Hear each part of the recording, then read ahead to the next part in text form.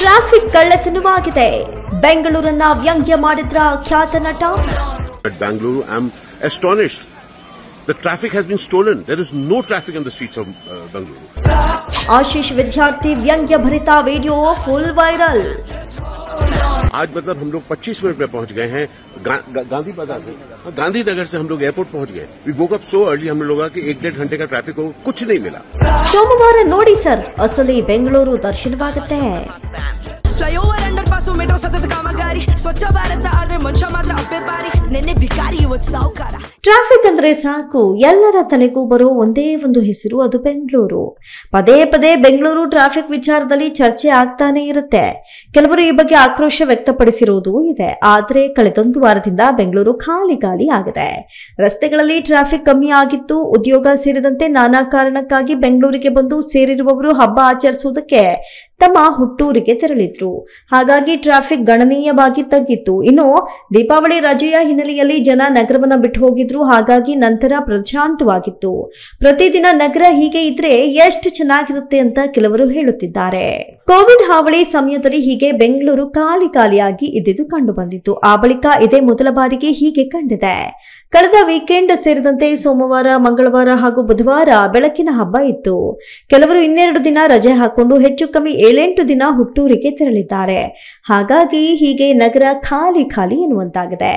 ಬೆಂಗಳೂರಿನಲ್ಲಿ 14 ಕಿಲೋಮೀಟರ್ ದೂರವನ್ನ 20 ನಿಮಿಷದಲ್ಲಿ ತಲುಪಿದೆ ಅಂತ ಟೆಕ್ಕಿಯೊಬ್ಬರು ವಿಡಿಯೋ ಮಾಡಿ ಹಂಚಿಕೊಂಡಿದ್ರು. ಇದೀಗ ಬೆಂಗಳೂರು ಟ್ರಾಫಿಕ್ ಬಗ್ಗೆ ಬಹುಭಾಷಾ ನಟ ಆಶೀಶ್ ವಿದ್ಯಾರ್ಥಿ ವಿಡಿಯೋ ಮಾಡಿ ಮಾತನಾಡಿದ್ದಾರೆ. ಬೆಂಗಳೂರು ಟ್ರಾಫಿಕ್ ಕಳ್ಳತನವಾಗಿದೆ ಅಂತ ವ್ಯಂಗ್ಯವಾಗಿ ವಿಡಿಯೋ ಮಾಡಿದ್ದಾರೆ.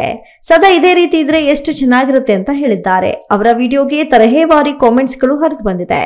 ಇನ್ನೊಂದು ದಿನ ವೇಟ್ ಮಾಡಿ ಸರ್, ಸೋಮವಾರ ಅಸಲಿ ಬೆಂಗಳೂರಿನ ದರ್ಶನವಾಗುತ್ತೆ ಅಂತ ಹೇಳ್ತಿದ್ದಾರೆ.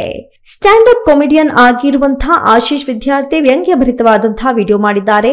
ನಮಸ್ಕಾರ, ನಾನಿಲ್ಲಿ ಒಂದು ನಷ್ಟವನ್ನ ವರದಿ ಮಾಡ್ತಿದ್ದೇನೆ. ನಿನ್ನೆಯೂ ಹೀಗೆ ಆಗಿತ್ತು, ಆದ್ರೆ ಹೇಳಿರ್ಲಿಲ್ಲ. ಇಂದು ಮತ್ತೆ ಅದು ಮರುಕಳಿಸಿದೆ. ನಾನು ಬೆಂಗಳೂರಿನಲ್ಲಿದ್ದೀನಿ, ಆದ್ರೆ ಅಚ್ಚರಿಗೊಂಡಿದ್ದೀನಿ. ಇಲ್ಲಿ ಟ್ರಾಫಿಕ್ ಅನ್ನ ಕತ್ತಿದ್ದಾರೆ ಅಂತ ವಿಡಿಯೋ ಆರಂಭಿಸಿದ್ದಾರೆ. ಬೆಂಗಳೂರು ಟ್ರಾಫಿಕ್ಗೆ ಸಂಬಂಧಪಟ್ಟವರು ಗಮನಿಸಿ ಅಂತ ಆಶೀಶ್ ವಿದ್ಯಾರ್ಥಿ ತಮಾಷೆಯಾಗಿ ಹೇಳಿದ್ದಾರೆ. ಬೆಂಗಳೂರಿನಲ್ಲಿ ಟ್ರಾಫಿಕ್ ಇಲ್ಲ. ಗಾಂಧಿನಗರದಿಂದ ನಾವು 25 ನಿಮಿಷಗಳಲ್ಲಿ ವಿಮಾನ ನಿಲ್ದಾಣಕ್ಕೆ ತಲುಪಿದ್ದೀವಿ. ನಾವು ಬೇಗನೆ ಎದ್ದೆವು, ಟ್ರಾಫಿಕ್ ಸಿಗ್ಲಿಲ್ಲ. ದಯವಿಟ್ಟು ಇದನ್ನ ನೋಡಿ. ಈಗ ನಾವು ನನ್ನ ಸ್ಟ್ಯಾಂಡ್ ಅಪ್ ಕಾಮಿಡಿ ಶೋಗಾಗಿ ಕೊಚ್ಚಿಗೆ ಹೋಗ್ತಿದ್ದೀವಿ, ಆದ್ರೆ ನೀವಿಲ್ಲಿ ನನ್ನನ್ನ ತಮಾಷೆ ಮಾಡ್ತಿದ್ದೀರಿ. ಟ್ರಾಫಿಕ್ ಎಲ್ಲಿದೆ? ಇದು ಕಳವಳಕಾರಿ ಆಗಿದೆ. ಸಂಚಾರವಿಲ್ಲದ ಹಳೆಯ ಕಾಲಕ್ಕೆ ಹಿಂತಿರುಗಬೇಡಿ, ಜಗತ್ತು ಮುಂದುವರಿತಾ ಇದೆ. ದಯವಿಟ್ಟು ಇದನ್ನ ಗಮನಿಸಿ ಅಂತ ಹೇಳಿದ್ದಾರೆ. ದೆಹಲಿ ಮೂಲದ ನಟ ಆಶೀಶ್ ವಿದ್ಯಾರ್ಥಿ ಕನ್ನಡ ಸಿನಿಮಾಗಳಲ್ಲಿ ಕೂಡ ನಟಿಸಿದ್ದಾರೆ.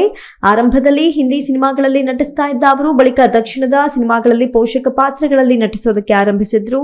ಖಳನಾಯಕನಾಗಿ ಹಾಸ್ಯ ನಟನಾಗಿ ಕಾಣಿಸಿಕೊಂಡಿದ್ದೇ ಹೆಚ್ಚು. 1999ರಲ್ಲಿ AK-47 ಚಿತ್ರದ ಮೂಲಕ ಕನ್ನಡ ಚಿತ್ರರಂಗಕ್ಕೆ ಪರಿಚಿತರಾಗಿದ್ರು. ಕೋಟಿಗೊಬ್ಬ, ನಂದಿ, ಆಕಾಶ್, ಸುಂಟರಗಾಳಿ, ಪೊರ್ಕಿ, ಬಚ್ಚನ್ ಸೇರಿದಂತೆ ಕೆಲ ಕನ್ನಡ ಸಿನಿಮಾಗಳಲ್ಲಿ ಆಶೀಶ್ ವಿದ್ಯಾರ್ಥಿ ನಟಿಸಿದ್ದಾರೆ. ಹಿಂದಿ, ಕನ್ನಡ, ತಮಿಳು, ತೆಲುಗು, ಬೆಂಗಾಲಿ ಹಾಗೂ ಮಲಯಾಳಂ ಸಿನಿಮಾಗಳಲ್ಲಿ ನಟಿಸಿ ಗಮನ ಸೆಳೆದಿದ್ದಾರೆ. Varun M, speed news Kannada, Bengaluru.